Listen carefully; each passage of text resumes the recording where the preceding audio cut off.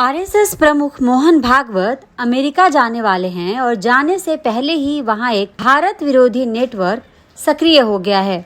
सवाल ये है, ये नेटवर्क चला कौन रहा है और इसके पीछे कौन से संगठन हैं और इनका असली मकसद क्या है। रिपोर्ट में इसका बड़ा खुलासा हुआ है। पूरी बात समझते हैं इस वीडियो में। रिपोर्ट के मुताबिक अमेरिका में मौजूद एक एक्टिविस्ट नेटवर्क आरएसएस प्रमुख मोहन भागवत की आने वाली अमेरिकी यात्रा का विरोध करने की तैयारी में है। इस मुहिम के पीछे दो संगठन बताए गए हैं, इंडियन अमेरिकन मुस्लिम काउंसिल यानी IAMC और इसे समर्थन देने वाला हिंदूज फॉर ह्यूमन राइट्स यानी HFHR। रिपोर्ट कहती है कि ये दोनों संगठन पहले भी भारत में अल्पसंख्यक अधिकारों, जातिगत भेदभाव और कथित मानवाधिकार उल्लंघन जैसे मुद्दों पर लगातार कैंपेन चलाते रहे हैं। अब जानिए इन दोनों संगठनों के बारे में। IAMC यानी इंडियन अमेरिकन मुस्लिम काउंसिल की स्थापना 2002 में हुई थी, यानी गुजरात दंगों के ठीक बाद। ये एक रजिस्टर्ड संगठन है और अमेरिका में इसके कई सारे चैप्टर मौजूद हैं। ये खुद को मानवाधिकार और एडवोकेसी संगठन बताता है जो भारत और भारतीय अमेरिकी समुदाय के मुद्दों पर काम करने का दावा करता है। वहीं हिंदू फॉर ह्यूमन राइट्स यानी HFHR की स्थापना 2019 में हुई। इसे सुनीता विश्वनाथ और राजू राजगोपाल लीड करते हैं। रिपोर्ट के अनुसार ये संगठन उन दूसरे अमेरिकी समूहों के साथ मिलकर काम करता है जिनका रुख भारत विरोधी बताया जाता है।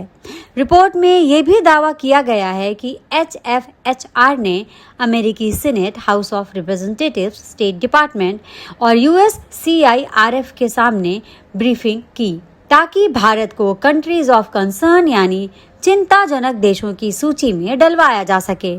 साथ ही CAA और अनुच्छेद 370 हटाने के फैसले के खिलाफ भी इसने कैंपेन चलाए और भीमा कोरेगांव मामले में आतंकी आरोप झेल रहे लोगों का समर्थन किया, ऐसा इस रिपोर्ट में कहा गया है। ये सारे दावे रिपोर्ट में उल्लिखित हैं और इन्हें आरोप के तौर पर लिया जाए, स्थापित तथ्य के तौर पर नहीं। अब सबसे संवेदनशील हिस्सा।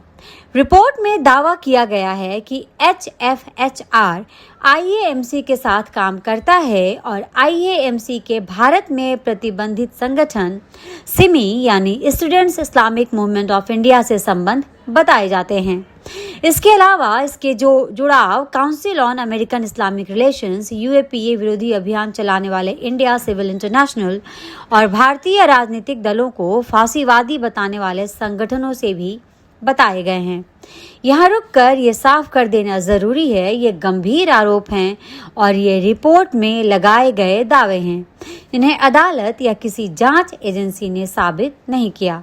दर्शकों से अनुरोध है कि इसे तथ्य नहीं, आरोप की तरह ही समझें। रिपोर्ट ये भी बताती है कि इन्हीं समूहों ने पहले भी हार्वर्ड स्क्वायर, न्यूयॉर्क के यूनियन स्क्वायर और सैन होजे में भारत विरोधी प्रदर्शन आयोजित किए थे।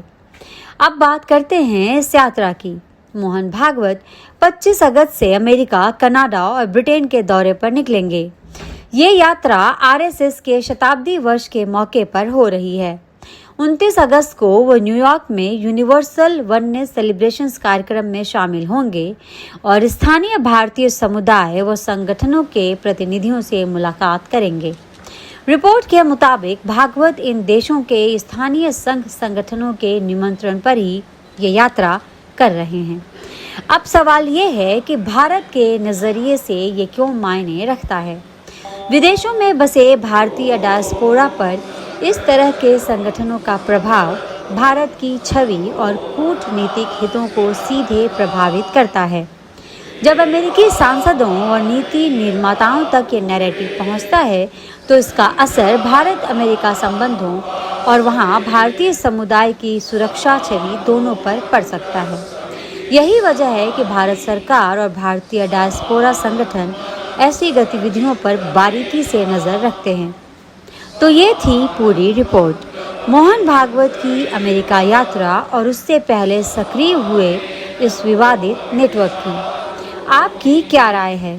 कमेंट में ज़रूर बताएं। वीडियो पसंद आया हो तो लाइक करें, चैनल को सब्सक्राइब करना ना भूलें ताकि ऐसी हर खबर सबसे पहले आप तक पहुंचे। मिलते हैं अगले वीडियो में।